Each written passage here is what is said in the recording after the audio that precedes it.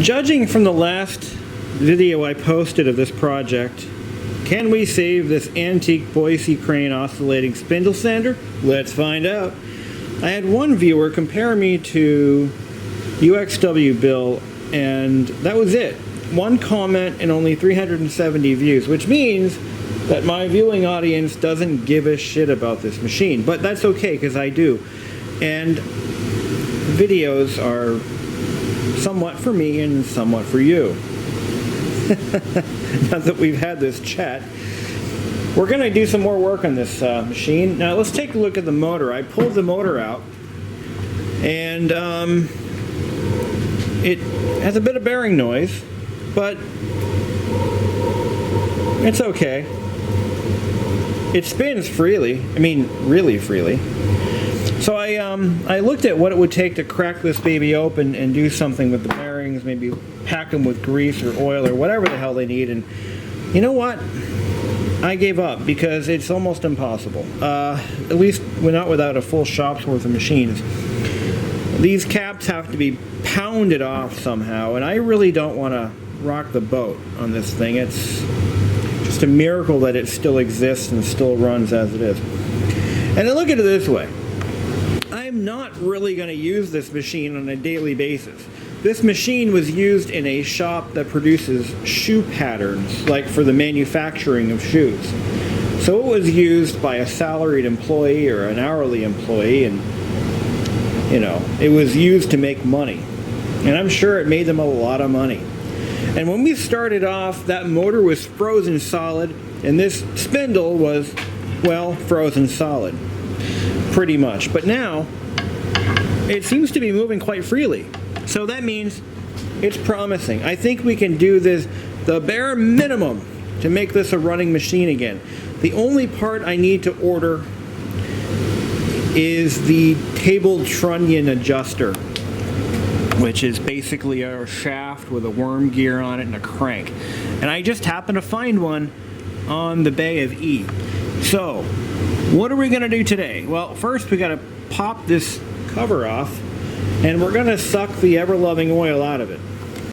So to do the oil change, we need one thing, and that's a turkey baster, and I don't know where honey, do we have a turkey baster? Yes, it's in the drawer with all the kitchen gadgets. Ah, I found it. Thank you. What do you need it for? You don't want to know. I need that this week, and I have dinner planned with friends. Oh, okay, that won't be a problem, I'm sure. Thanks. Now, I did some research, and I found that the oil needed is a whopping 3 quarts of SAE 90 gear oil. Now, you can get SAE 90 gear oil, but it's generally that really horribly smelling stuff with the hypoid gear additive in it. That's what makes gear oil smell like the worst smell on planet Earth. But we don't want that stuff. No. I found some SAE 90 outdrive motor. Outdrive gear oil, and it should do the trick. Alright, I see something shiny and metal in there. I don't know what that's gonna be. Let's see what we got here. Oh. It's a pin. No, you know what? That's half a finish nail. I'm not the first one to do that, am I? Apparently not. According to the parts list, there's supposed to be a taper pin in here, but I put a finish nail in there because that's all I have. And I just wanted to see if it would move up and down on its own power. This has been down there for some time. Anyway, so what we need to do now is we need to get this thing on its side, and we're going to take the bottom plate off. We're going to replace the seal on that. We're going to clean up this gasket surface here, and we're going to put a new gasket there as well. All fun stuff. Okay, I got the cover off, and let's take a look inside. Yeah, it's pretty dirty in there. Pretty much. No more than expected. Yep. There's a drain plug right there, and you can see the old gasket is still here.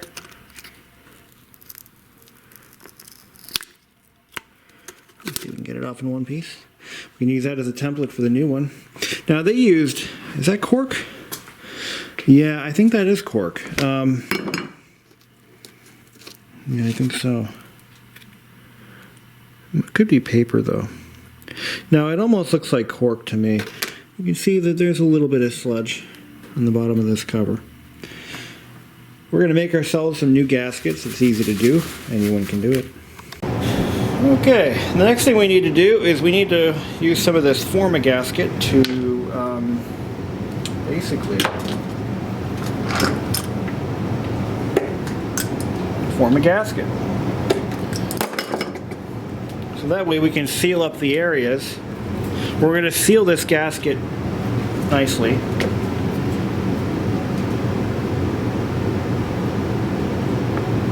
Just put a thin bead of sealer around each bolt hole.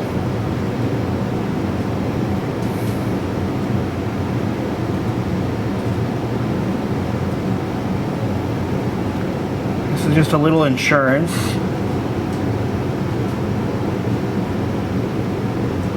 You don't need a ton of this shit because it squeezes out. That's probably a little too much. Yeah, just move it around with our finger here.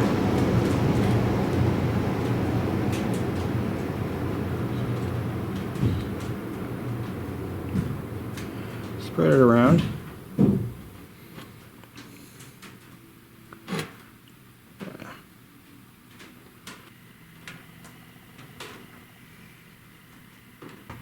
I just remembered I had this old leather punch set, and I have one just about the right size. A little on the small side, but it's better than using a classroom grade punch, hole punch. All we do is just go like that, and we can at least get the center of each hole established. I think this is the right tool for the job anyway. So. Okay, so I misread the instructions. Well, actually, the stuff that I used to use, you had to let it tack for 15 minutes and then you assemble. But this one says you have to assemble immediately. And what you do is you finger tighten everything until about an hour or so, and then you go back and then you torque it all down. So we're going to just go ahead and do that, shall we? Make sure I get the right screws.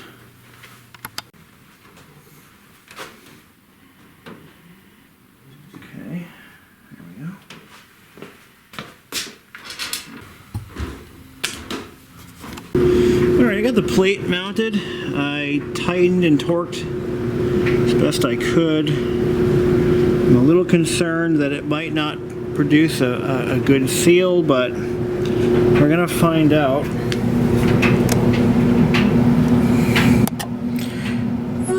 You know, it might be alright. Might be alright. We're going to let this sit for about an hour or two. I'm going to actually thinking about putting it back on the base, but then I realized whatever oil is still in there, we got to get that out of there. Okay, so I got the unit back on the base. At this point, we need to put the new belt on. This is it's a 33-inch belt. 1/2 inch wide. I bought a Gates power rated belt. This is, I believe, a power tool belt or an agricultural belt. Should last the rest of the machine's life, really. Even if you don't think about it. But that's what we could surmise the original belt was, a 33-inch. Even though this is not the original motor. So what I'm going to do now is I'm going to put 1 quart of oil in this machine, and we're going to see if anything leaks out the bottom by tomorrow. So the oil I'm using is Mystic 4. This is a Citgo product. This is for stern drives, but it's the only SAE 90 oil I could find at the local parts store that does not have the hypoid additive that gives gear oil its wonderful smell. And if you know what I'm talking about, you know how just horrid that smell really is.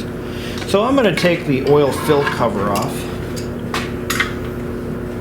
We're going to fill it through the fill cap. And I believe if I put all 3 quarts in there, it's going to end up filling up above the mark. I'm sorry, hold on, let me turn that light on. What's going to happen is it's going to fill up and spill over, so right now 1 quart should do it. See if I can get some light on that.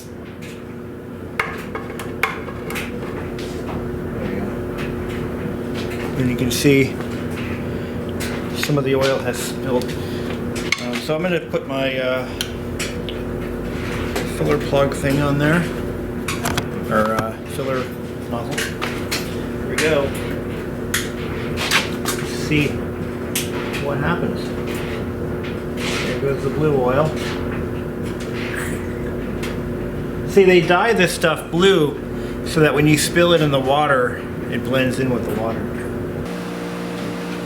Mildly unfortunate. So we're going to put the cover back on. Because now we kind of have to, actually. We're going to go ahead and put this on. I'm not going to put sealer on this one. I don't think I need it. Now you know, if you pull the cover off of this thing without first removing the oil, you're going to make a mess. You're going to make a huge... Find the hole. There we go. Let's just damp this mess. I wasn't actually trying to put it all in, but I didn't realize that, you know, yeah. That was not intentional. Let's get this one in.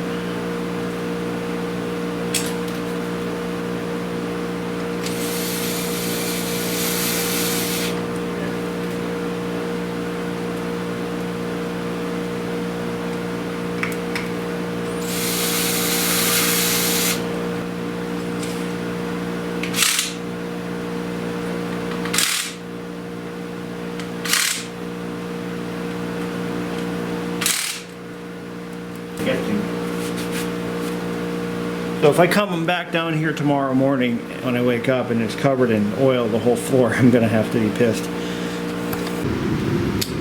Okay, at this point we're just going to play the waiting game. I filled it to capacity, 3 quarts. What's left of the 3 quarts. Probably about 2 3/4 of a quart. 2 3/4, yeah, that's right.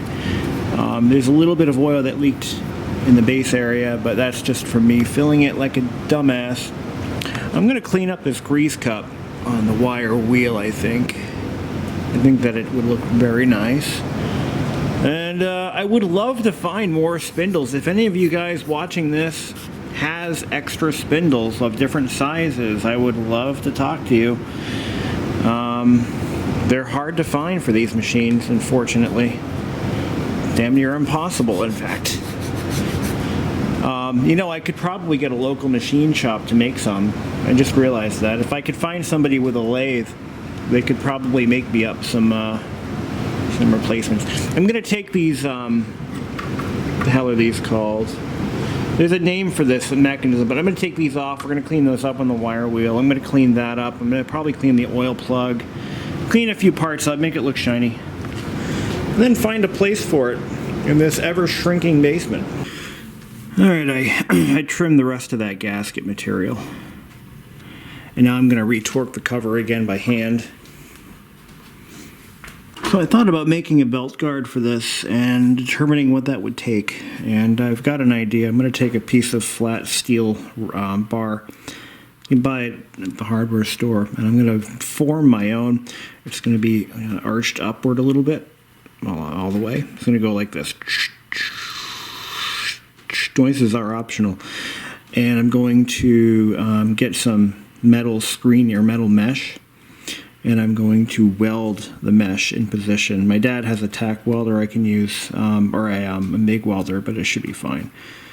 Or is it an arc? I think it's an arc welder, wire feed arc welder. And we're going to just tack it in a few spots, and then paint it black. I think would be the right color. Or you know what would look even cooler is paint it like a brass color, like a bronze. That would really look nice. As for the oil capacity of 3 quarts, I just want to say this. For reference, my 94 Miata has an oil capacity of about 4 quarts. So, that's a lot of oil. Okay, now we are at the point where we need to put a power cord on this beast. So, I'm looking at the wiring here, and, well, wiring isn't in bad shape, but it sure as shit ain't in great shape. It would be better to run a new wire or a new set of leads into the motor casing.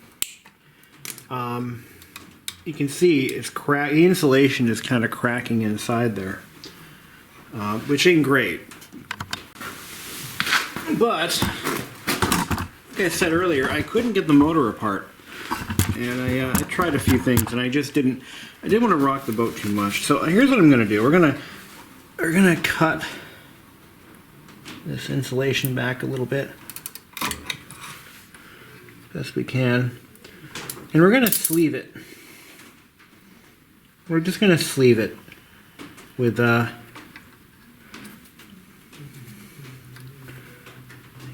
is. But, yeah. There we go. And we're going to solder it, I think, to the switch. I think that would be not such a bad idea. This shrink tubing might be a little too small. Let's do a test piece and see what that looks like. If you ever want to know how far some shrink tubing is going to shrink down, yeah, that'll be fine. I'm just going to run this all the way down the wire. A little added bonus protection. And we're going to shrink her down, shrink her, just like that. There we go. Alright. Then we're going to take another piece. We're going to shrink the section that missed because we had to grab on the wire. Like that. See what I'm saying? Go like this. Okay. Just like that.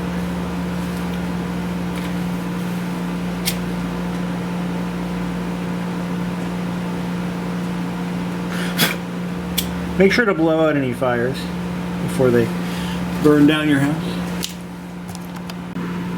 Alright, we got a new wire. This is a purpose-built appliance wire, replacement appliance wire, or tool wire. It doesn't quite clamp down. We're all wired up for sound. Let's try to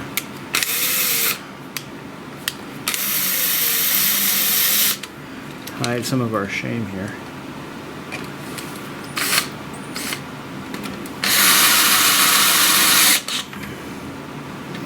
There we go. Look at that. Beauteous.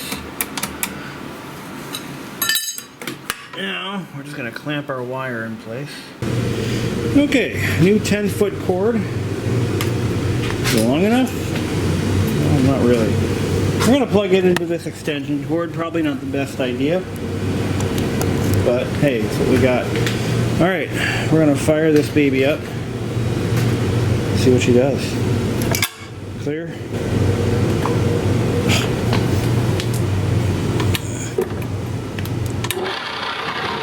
There she goes. That actually sounds pretty good. Relatively speaking. A lot quieter.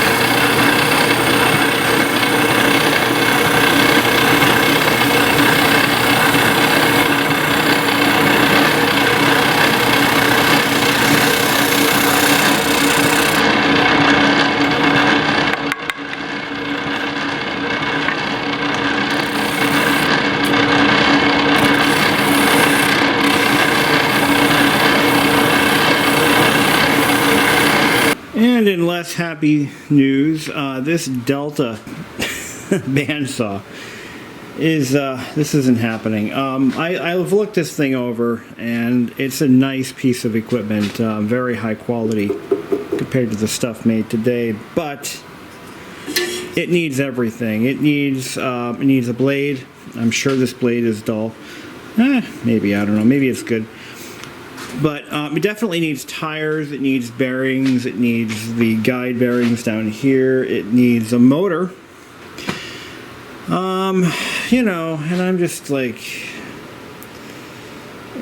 I don't need it. You know, I really don't need it. And I've decided to go on the Craigslist and find somebody who does. And I've got a guy picking this thing up tomorrow. And I got $75 out of my asking $100 for it. I wasn't even expecting that much, so that's okay. I'm sure this work light is probably worth a pretty penny. But, you know, that's like I gotta find a motor for it, I gotta find the right pulleys for it, it's like, at this point, I'm never gonna use it, I don't need it. And believe it or not, if that sander didn't need just the minor repairs I gave it, I would have hawked it too. The only piece of equipment that I really care about, other than the table saw, which I use all the time, is the drill press. Yes, the drill press. That's the only machine that I really care a lot about because it's so useful to me. Bandsaw would be nice, but I'd rather at this point just buy, you know, a used one that already runs okay, pay a little bit of money for it. If I needed one, I would do that. But this one, I'm not seeing it. And now I got to make a belt guard for it. Do you think I'm going to run a machine this dangerous without a belt guard? Hey, come on. Now I got to find one of those. It's like, you know, just no. So I'm selling that. And I only have so much room in the shop. And a spindle sander is a very useful piece of machinery. I only have the one spindle for it, which sucks because they're hard to find. But I do know a couple of machinists, so I should be in pretty good shape. I'm not even sure how to get the spindles off. I know how to get the sleeve off, but the spindle comes off too. But I'm not quite in the know-how of how to do that. But anyway. Well, I think that's going to do her for now. Thank you for watching. Have a great one. And I spoke too soon. We definitely have a leak from the input shaft seal. That part is available. I found out that the bearing is a sealed bearing, and it is a water pump bearing, I believe. So I can change that without ripping the whole machine apart, I think. Not quite sure how, but it's doable. And it looks like it might only leak when it runs, which is fine. I'm okay with that. So, yeah, we'll just have to keep a watchful eye and make sure whenever we use the machine, we just wipe it up and move on with our lives.